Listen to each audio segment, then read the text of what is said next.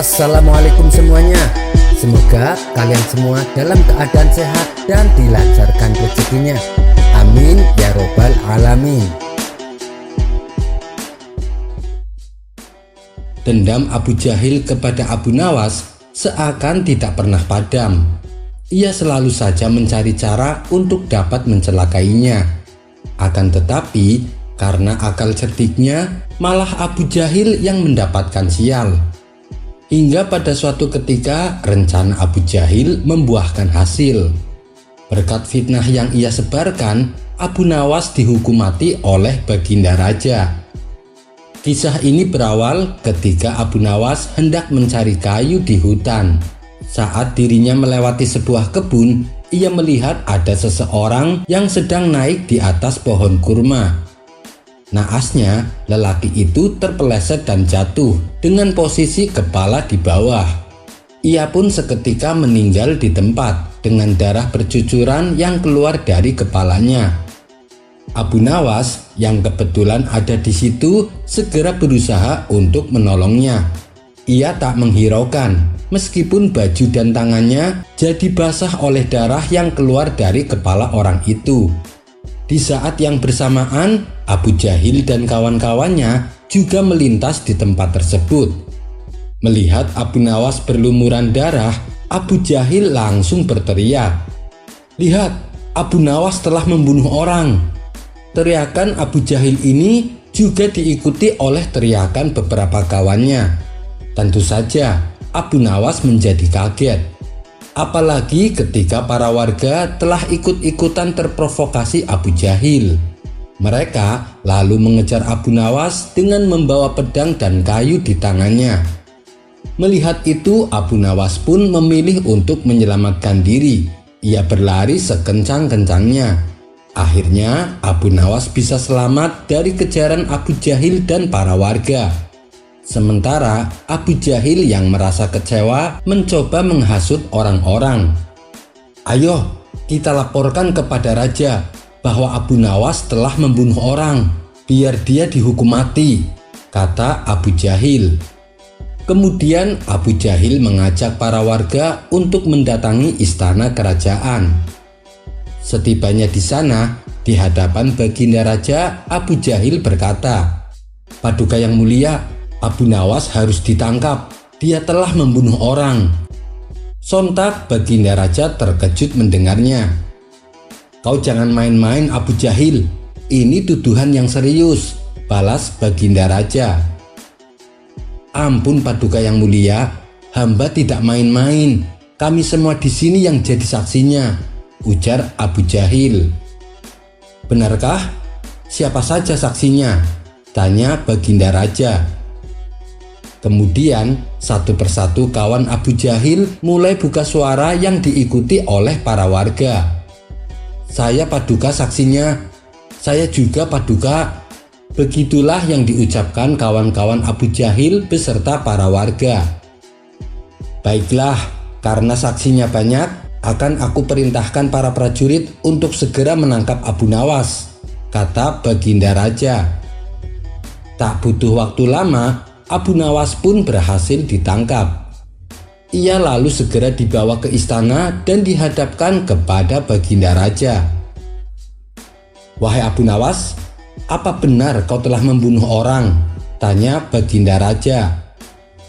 "Tidak yang mulia, itu fitnah. Waktu itu saya justru hendak menolongnya. Dia terjatuh dari pohon kurma dengan posisi kepala di bawah. Tapi ketika saya akan membawanya, Abu Jahil dan para warga malah meneriaki saya sebagai pembunuhnya," tutur Abu Nawas. "Lalu kenapa kamu lari? Bukankah itu menandakan bahwa kamu memang bersalah?" tanya Baginda Raja kembali. "Ampun yang mulia, saya lari demi menyelamatkan diri. Saya masih sayang sama nyawa saya Paduka. Kalau saya tidak lari, pasti mereka sudah membunuhku beramai-ramai," jelas Abu Nawas. "Tapi Abu Nawas, mereka semua melihatmu membunuhnya," balas Baginda Raja. "Itu tidak mungkin Paduka. Mereka hanya melihat ketika lelaki itu sudah terjatuh dan berlumuran darah. ujar Abu Nawas. Kemudian Baginda Raja bertanya kepada Abu Jahil dan kawan-kawan, "Apakah kalian yakin bahwa kalian melihat langsung bagaimana cara Abu Nawas membunuhnya?" Mendapat pertanyaan itu, Abu Jahil sempat gelagapan, tapi dengan akal liciknya ia menjawab pertanyaan tersebut. "Ampun Paduka yang mulia, kami memang tidak melihat cara Abu Nawas membunuhnya. Tapi kami semua melihat tangan dan baju Abu Nawas berlumuran darah," jawab Abu Jahil. Pernyataan Abu Jahil tersebut juga diiyakan oleh para warga.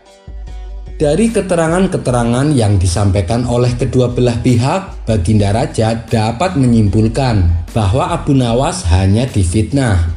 Tapi ia juga tak bisa membelanya karena semua saksi memberatkan Abu Nawas. Sebagai raja yang bijak, Baginda Raja akhirnya membuat keputusan yang adil. Meskipun terdengar aneh, tapi ia sengaja memberi jalan keluar Abu Nawas agar bisa lolos dari hukuman. "Bagaimana Abu Nawas? Mereka telah menyaksikan bahwa kau adalah pembunuhnya," tanya Baginda Raja. "Itu terserah Paduka. Yang pasti saya tidak melakukan pembunuhan," jawab Abu Nawas dengan wajah tertunduk lesu. "Baiklah Abu Nawas, karena kau tidak punya saksi atau bukti atas pembelaanmu, oleh karenanya saya akan tetap menghukum kamu. Kamu akan saya jatuhi hukuman mati sebagaimana lelaki itu meninggal, yaitu dengan menjatuhkan dirimu dari atas pohon kurma, tapi dengan posisi kepala di bawah," kata Baginda Raja. Mendengar keputusan Baginda Raja, Abu Jahil pun tersenyum puas. "Rasain kau Abu Nawas, aku akan melihatmu mati dengan cara mengenaskan," ucap Abu Jahil. Adapun Abu Nawas segera menangkap maksud atas keputusan Baginda Raja. Ia sengaja memberi kesempatan agar bisa lolos dari hukuman. "Baik Paduka yang mulia, hamba akan melaksanakan hukuman Paduka," kata Abu Nawas. Kemudian Abu Nawas berjalan menuju taman istana, di mana taman tersebut terdapat banyak pohon kurma. Di sana ia melihat ada salah satu pohon yang tumbang dan tergeletak di tanah. Lalu Abu Nawas menaikinya dan turun dengan posisi kepala di bawah. Perbuatan Abu Nawas ini tentu saja tak membuatnya sakit sama sekali, apalagi sampai membuatnya mati. Melihat itu, Baginda Raja pun tertawa terpingkal-pingkal. Bagus Abu Nawas. Kasus ini telah saya nyatakan selesai karena Abu Nawas telah menjalani hukumannya," tukas Baginda Raja. Untuk kesekian kalinya, Abu Jahil harus menelan kekecewaan. Dendamnya tak terbalaskan akibat akal cerdik Abu Nawas. Kisah selanjutnya, Syekh Abu Sa'id Al-Mihani adalah seorang waliyullah yang terkenal akan karomahnya. Bahkan karomah yang dimiliki sudah nampak saat ia masih anak-anak. Adapun ayah Abu Sa'id adalah seorang saudagar minyak wangi yang juga berteman dekat dengan sang raja. Kala itu, raja yang berkuasa bernama Raja Mahmud Al-Ghazi. Karena saking bangganya akrab dengan sang raja, ayah Abu Sa'id sampai membangun rumah yang megah, di mana di setiap dinding rumahnya ia lukis dengan gambar sang raja, lengkap dengan bala tentaranya. Melihat itu, Abu Sa'id yang masih kecil juga minta dibuatkan rumah kepada ayahnya. "Untuk apa? Kamu itu masih anak-anak. Kamu kan bisa tinggal di rumah ini bersama ayah," kata ayahnya. "Tidak ayah, aku ingin dibuatkan rumah sendiri," pinta Abu Sa'id terus merengek. Abu Sa'id adalah anak kesayangannya. Tentu sang ayah tak ingin melihat anaknya menangis. Ia pun lalu menuruti permintaan Abu Sa'id. Singkat cerita, setelah rumah Abu Sa'id berdiri tegak, ia segera menempatinya. Tak ingin kalah dengan ayahnya, Abu Sa'id juga melukis di setiap dinding rumahnya. Akan tetapi lukisan yang ia buat bukanlah gambar seorang Raja Mahmud, melainkan lukisan lafaz Allah. Hingga tak ada satu dinding pun di rumah itu kecuali terdapat lukisan lafaz Allah. Pada suatu hari, sang ayah memasuki rumah Abu Sa'id. Melihat apa yang dilakukan anaknya, sang ayah sempat merasa heran. Ia pun lalu bertanya kepada Abu Sa'id, "Wahai anakku, mengapa seluruh tembok rumahmu kau lukis dengan lafaz Allah?" Abu Sa'id menjawab, "Wahai ayah, engkau melukis seluruh tembok rumahmu dengan gambar rajamu, maka aku pun melukis seluruh tembok rumahku dengan nama rajaku." Jawaban Abu Sa'id ini sungguh di luar dugaan ayahnya. Ia dibuat terkagum-kagum dengan perilaku anaknya tersebut, sekaligus menyadarkan dirinya. Sang ayah lantas menyesal dan menghapus semua gambar Raja Mahmud di setiap dinding rumahnya. Dan sejak peristiwa itu, sang ayah bertambah cinta kepada anaknya, yaitu Abu Sa'id Al-Mihani. Wallahu a'lam bishawab. Kisah selanjutnya. Dikisahkan ada seorang pencuri yang lihai dalam melakukan aksinya. Hampir setiap malam ia mencari rumah-rumah penduduk untuk dijadikan sasaran.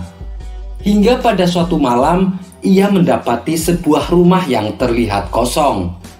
Si pencuri mengira rumah tersebut sedang ditinggalkan pemiliknya. Si pencuri tidak tahu kalau rumah yang ia akan satroni adalah milik seorang sufi besar yang bernama Ahmad bin Hasruya. Setelah lama mengamati, si pencuri merasa yakin kalau rumah itu tak ada penghuninya.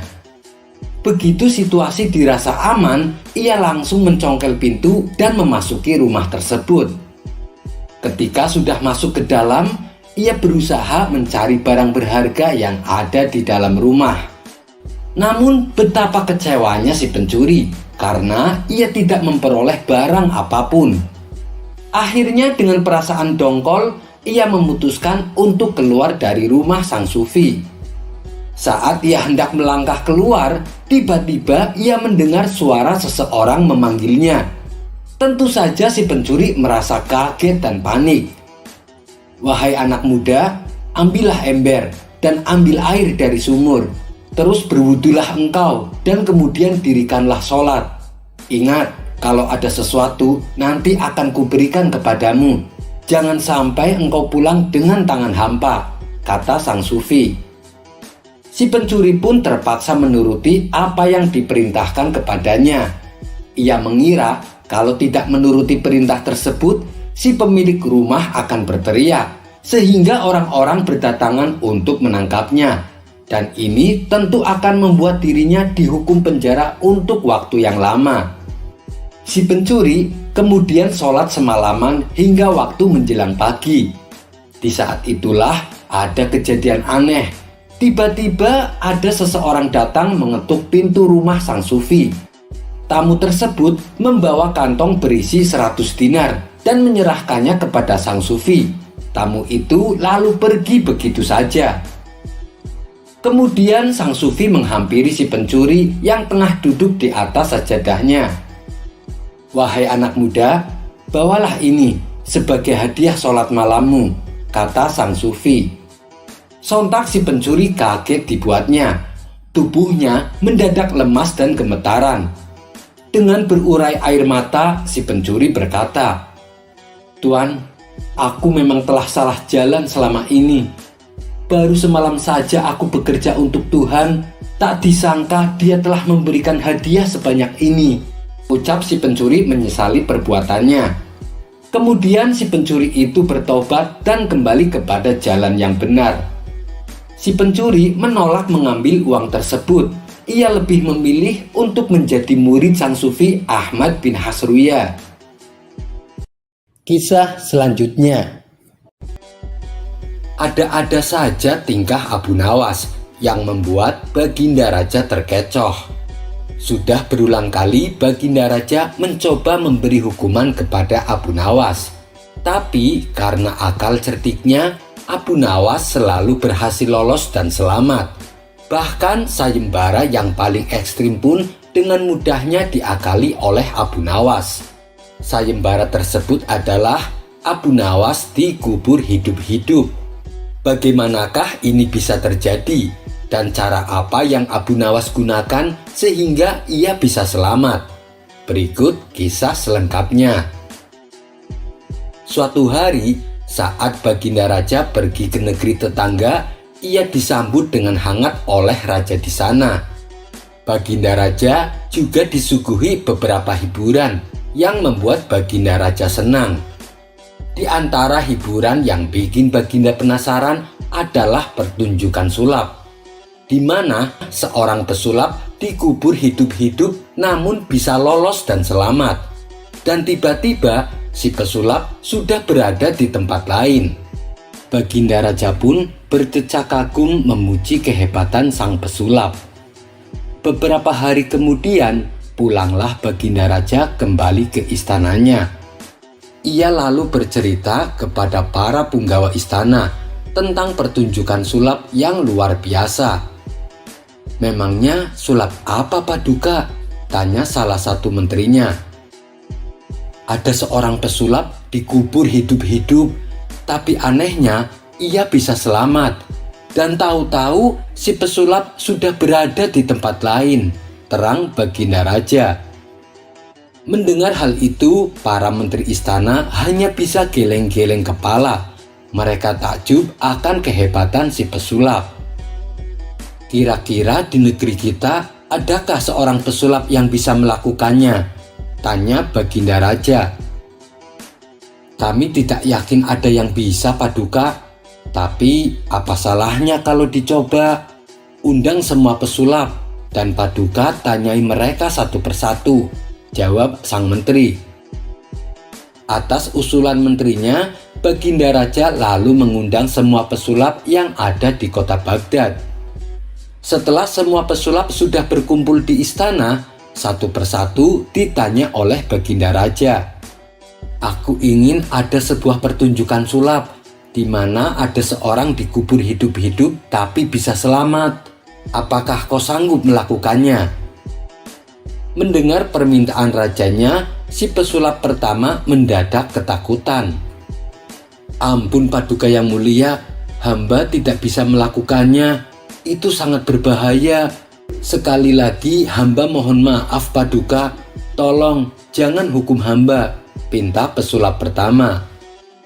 "Kamu kenapa ketakutan begitu? Ini kan hanya permintaan saja. Kalau kamu tidak bisa, saya juga tidak akan memaksa. Dan aku tidak akan menghukum kamu," balas Baginda Raja. Begitu juga dengan pesulap kedua dan seterusnya. Mereka semua mengaku tak sanggup melakukannya.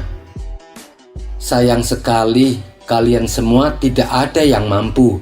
Padahal bila di antara kalian ada yang bisa melakukannya, saya akan beri hadiah yang sangat besar," ucap Baginda Raja kepada para pesulap.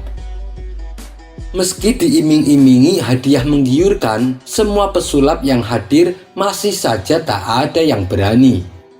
Kemudian penasehat istana menghampiri Baginda Raja. "Kenapa tidak dibuat sayembara saja Paduka?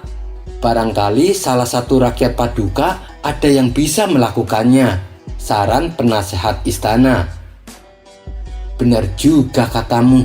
Segera buatkan sayembara dan sebar sampai ke pelosok negeri," titah Baginda Raja. Maka para pengawal istana segera menyebar ke seluruh penjuru kota untuk mengumumkan sayembara yang telah dibuat oleh Baginda Raja.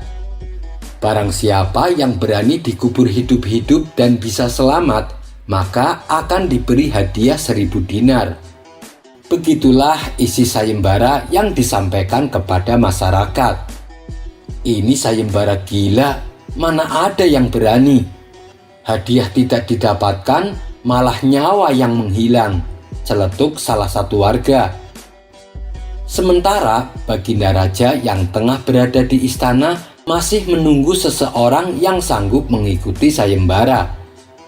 Tidak lama datanglah seorang pemuda yang memberanikan diri mendaftar. Apa kamu yakin mampu? Tanya Baginda Raja memastikan. Saya akan mencobanya, Paduka, jawab si pemuda. Oh, itu boleh-boleh saja. Tapi ingat, kalau kamu tidak selamat dan mati, kamu tidak akan mendapatkan hadiahnya. Dan saya tidak akan bertanggung jawab, kata Baginda Raja memperingatkan. Sejenak si pemuda terdiam. Ia mengira akan tetap dapat hadiah meskipun dirinya harus mati. Si pemuda lalu mengurungkan niatnya mengikuti sayembara tersebut. Ampun Paduka, saya tidak jadi mengikuti sayembara. Saya kira kalaupun saya mati, saya akan tetap dapat hadiah, ucap si pemuda. Baginda Raja pun terkejut dengan ucapan si pemuda. Kamu rela mengorbankan nyawamu hanya demi mendapatkan hadiah 1000 dinar? Tanya Baginda Raja penasaran. Benar Paduka, saya ini orang miskin. Saya ingin membahagiakan orang tua saya. Saya ingin memberi mereka uang yang banyak. Meskipun saya harus merelakan nyawa saya, jawab si pemuda. Mendengar hal itu, hati Baginda Raja seketika tersentuh. Dalam hati, Baginda Raja berkata, betapa berbaktinya pemuda ini sampai ia rela kehilangan nyawa hanya demi untuk membahagiakan orang tuanya. Rasa iba Baginda menjadi bertambah saat melihat penampilan si pemuda yang hanya mengenakan baju seadanya. Wahai anak muda, kemarilah. Ini ada uang 100 dinar untukmu. Bawalah pulang dan berikan kepada orang tuamu, kata Baginda Raja sambil menyerahkan uangnya. Betapa bahagianya si pemuda. Ia tak menyangka akan mendapatkan hadiah sejumlah uang yang sangat banyak. Terima kasih Paduka, hamba tidak tahu harus berkata apa. Orang tua hamba pasti akan sangat bahagia, ucap si pemuda dengan mata berkaca-kaca. Ia pun lalu pamit pulang dan meninggalkan istana dengan membawa uang 100 dinar. Selepas kepergian si pemuda, tiba-tiba datang Abu Nawas menghadap Baginda Raja. Ada perlu apa Abu Nawas? Kenapa datang kemari? Tanya Baginda Raja. Loh, bukannya Paduka membuat sayembara? Kedatanganku ke sini tentu saja untuk mengikutinya, jawab Abu Nawas. Kamu jangan aneh-aneh Abu Nawas. Kamu ini bukan seorang pesulap, balas Baginda Raja. Tapi sayembara itu kan berlaku untuk siapa saja. Kenapa saya tidak boleh ikut? Protes Abu Nawas. Bukan tidak boleh. Kamu tahu sendiri kan resikonya. Kalau kamu gagal, kamu bisa mati Abu Nawas. Dan saya tidak mau ada rakyatku yang mati konyol karena kebodohannya, tutur Baginda Raja. Paduka yang mulia, saya datang ke sini bukan untuk mencari mati, tapi untuk mencari hadiah, ujar Abu Nawas. Karena Abu Nawas terus mendesaknya, akhirnya Baginda Raja mempersilahkan Abu Nawas mengikuti sayembara. Rupanya keberanian Abu Nawas mengikuti sayembara ini membuat para warga gempar dan penasaran. Mereka lalu berbondong-bondong datang ke istana untuk melihat aksi Abu Nawas. Baginda Raja lalu mengajak Abu Nawas menuju halaman istana. Sesampainya di sana, sudah tersedia lubang tanah dengan kedalaman 5 meter. Wahai Abu Nawas, masuklah ke dalam lubang itu. Kalau kamu selamat, kamu akan mendapatkan hadiah uang 1000 dinar, ucap Baginda Raja. Ampun Paduka yang mulia, sebelum saya melakukannya, saya minta satu permintaan. Berikan saya topi baja untuk menutupi kepala saya, pinta Abu Nawas. Baginda Raja mengabulkan permintaan tersebut. Salah satu topi baja milik pengawalnya langsung diberikan kepada Abu Nawas. Tanpa ada perasaan takut sedikit pun, Abu Nawas segera masuk ke lubang tanah yang dalamnya sampai 5 meter. Setelah Abu Nawas sudah berada di dalamnya, Baginda Raja kemudian menyuruh beberapa orang untuk mengurukinya dengan tanah. Disinilah kecerdikan Abu Nawas mulai ditunjukkan. Tiap urukan tanah yang mengarah kepadanya, ia selalu menghindar dan menginjak-injaknya. Ia terus memposisikan kedua kakinya agar selalu berada di atas tanah yang menguruknya. Ia berusaha semaksimal mungkin supaya kedua kakinya tidak terbenam tanah urugan. Sementara Baginda Raja yang sedang menyaksikan merasa penasaran dengan cara apa Abu Nawas bisa meloloskan diri. Ketika urugan tanah sudah sampai ketinggian 2 meter, Abu Nawas masih tetap berada di atas tanah. Hingga akhirnya lubang tanah yang dalamnya 5 meter kini sudah tertutup rapat urugan tanah rata dengan permukaan. Sedangkan Abu Nawas dengan tenangnya berdiri di atas tanah urugan tersebut. "Wahai Paduka yang mulia, lihatlah, saya selamat dan masih hidup," teriak Abu Nawas. Baginda Raja pun tertawa terpingkal-pingkal dengan kelakuan Abu Nawas. Baginda tak menyangka dengan cara Abu Nawas yang sangat konyol tapi juga cerdik. Dan atas keberhasilannya, Abu Nawas lalu diberi hadiah sejumlah uang 1000 dinar. Kisah selanjutnya. Dikala seseorang sedang jatuh cinta, maka apapun rela dilakukan demi membahagiakan pujaan hatinya. Ibarat pepatah mengatakan, "Laut luas kan ku seberangi, gunung tinggi akan ku daki." Karena begitu besarnya pengaruh rasa cinta, setiap waktu selalu teringat dengan kekasihnya. Ingin rasanya selalu bersama, menghabiskan waktu berdua. Namun apa jadinya bila kekasih yang didambakan ternyata akhirnya menjadi milik orang lain? Tentunya hal ini menyesak di dada.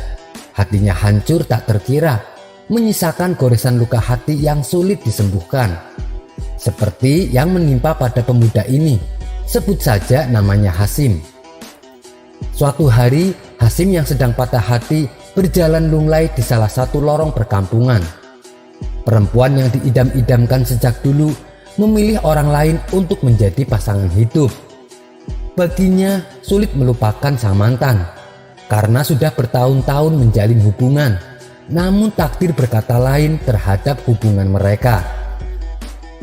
Beberapa bulan lamanya Hasim belum juga bisa move on. Bayangan wajah mantan kekasihnya belum juga hilang dari ingatan. Berbagai cara telah dicoba, namun ia masih belum bisa melupakan mantan kekasihnya. Semakin berusaha keras mencoba melupakan, bayangan kekasihnya justru semakin nyata. Hasim pun hanya bisa pasrah dengan keadaan ini. Tiap malam ia hanya bisa menangis, teringat akan kekasihnya yang sudah jadi milik orang lain. Suatu hari, salah seorang teman karibnya mengusulkan untuk berkonsultasi dengan Abu Nawas. "Coba kamu minta saran pada Abu Nawas. Siapa tahu dia punya cara yang tepat tentang problem yang kamu hadapi saat ini." Hasim pun menuruti saran temannya itu. Ia juga meminta temannya untuk mengantarkan ke rumah Abu Nawas. Mendengar pintu rumah diketuk, Abu Nawas segera membuka pintu dan mempersilahkan keduanya masuk. Dengan menahan tangisnya, Hasim pun lalu bercerita kepada Abu Nawas tentang problem yang ia hadapi. Abu Nawas terlihat manggut-manggut mendengar keluh kesahnya. Setelah beberapa saat, suasana terasa hening. Tiba-tiba Abu Nawas menggebrak meja lalu berkata, "Kamu sedang dilanda patah hati." Tingkah Abu Nawas ini sempat membuat Hasim dan temannya kaget setengah mati. Sampai-sampai Hasim sejenak lupa dengan patah hatinya karena kaget. Lukanya memang amat dalam.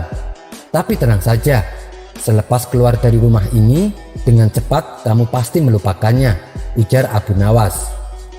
Sambil menggeser kursi agak maju sedikit, Abu Nawas membisikkan ke telinga Hasim, "Kamu beruntung, sebab cepat atau lambat mantan kekasihmu itu bakalan mati. Untung saja kalian berdua tidak jadi menikah." Hasim pun kaget. Dalam lubuk hatinya ia berkata, "Alhamdulillah, beruntung sekali hambamu ini ya Allah." Sementara temannya Hasim yang duduk di sampingnya tidak tahu dengan apa yang Abu Nawas bisikan. Saat itu juga wajah Hasim kembali ceria. Ia sudah bisa mulai tersenyum kembali. Karena merasa telah mendapat pencerahan dari Abu Nawas, Hasim dan temannya pun pamit pulang. Lalu keduanya berjalan keluar rumah. Hasim yang telah terobati patah hatinya berjalan di depan agak cepat dengan penuh bahagia. Sementara teman karibnya sengaja melambatkan langkahnya karena penasaran dengan jawaban Abu Nawas. Melihat Hasim sudah agak jauh, ia pun bertanya kepada Abu Nawas, "Apa yang Anda bisikan kepada Hasim sehingga dengan mudahnya ia bisa kembali ceria?" "Aku katakan cepat atau lambat mantan kekasihnya itu bakalan mati," jawab Abu Nawas. Dengan heran teman karibnya kembali bertanya, "Bagaimana Anda bisa tahu kalau mantan kekasihnya akan mati?" Sambil tersenyum Abu Nawas menjawab, "Bukankah cepat atau lambat manusia pasti menemui ajalnya?" Mendengar penjelasan Abu Nawas, ia pun ikut tersenyum. Lalu ia berjalan cepat menyusul Hasim yang kini sudah terlihat ceria. Sekian dulu perjumpaan kita kali ini. Sampai bertemu lagi di kisah selanjutnya. Terima kasih yang sudah subscribe dan setia menonton channel ini. Wassalamualaikum warahmatullahi wabarakatuh.